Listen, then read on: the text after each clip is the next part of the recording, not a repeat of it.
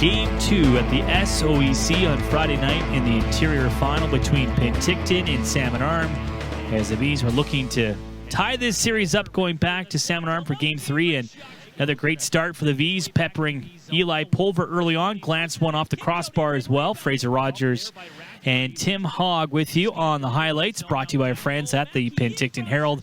And Tim, similar script to start this one than last night, as both goalies were sharp early. Very, very much so, Fraser. They were really on their details early in the first period, and both having to make a couple of 5-bell saves within the first 6 or 7 minutes of the hockey game. Including this backhand try by Anselmo Rego, almost opened up the scoring, but hit the outside of the net. And then also Rego jamming at that puck in the Salmon Arm crease.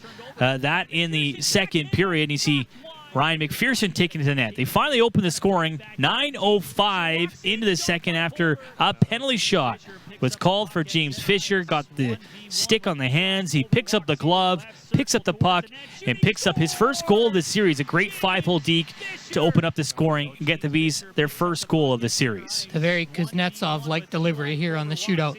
Going wide, slowing down, just trying to open Pulver up. And if you're going to beat that guy one-on-one, that's what you got to do. So Fisher with his first of the series, second of playoffs. Yeah, it took a special player to make a special play and to solve Eli Pulver, and a nice 5-hole goal for James Fisher to make it 1-0 Penticton. They look to add to their lead. James Fisher and Anselmo Rego were trying to hook up for a give and go. That just misfired. But Salmon Arm did reply. Jonah Agater, a beautiful drag and snipe at 12:30, just 3 minutes later to tie things up at ones on a nice play off the wall. And kind of against the grain. It looked like the V's were going to try and capitalize and get out to a 2-0 lead. And Agater had other ideas here, but they got their goal just a couple of minutes later. And who else? Billy Renfrew, the veteran, scoring as he gets his second in the playoffs. Great steal by Rego at center to pickpocket Patrick Raftery. And he finds Renfrew, cuts in and shoots back against the grain. Glove side. What a shot. Look at this angle from behind the net of Eli Pulver. A perfect shot over the glove side, and that gave the V's a late lead in the second period at 14:44, 2-1 Penticton. And they looked for more in that second as well. It seemed like that goal by Renfrew galvanized the group, Tim, as they were buzzing late in that period. Yeah, and this line tonight was very, very good. Renfrew, Fisher, Rego. Yeah. We've said that so often so far through the playoffs, but really stepped up tonight when the V's needed a couple of big goals, and they got them.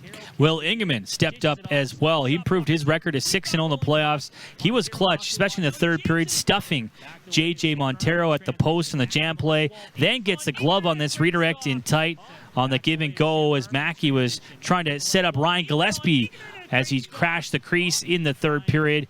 And the V's got a massive insurance marker late with 14:24 gone in the third.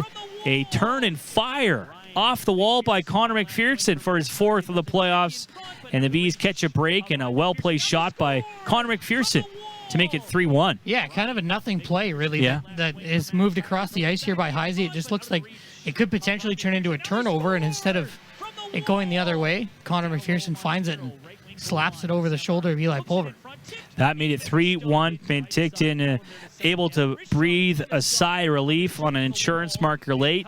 Ingman in the defense did the rest as Cal Arnott fires into the empty net to seal this one with half a minute to go.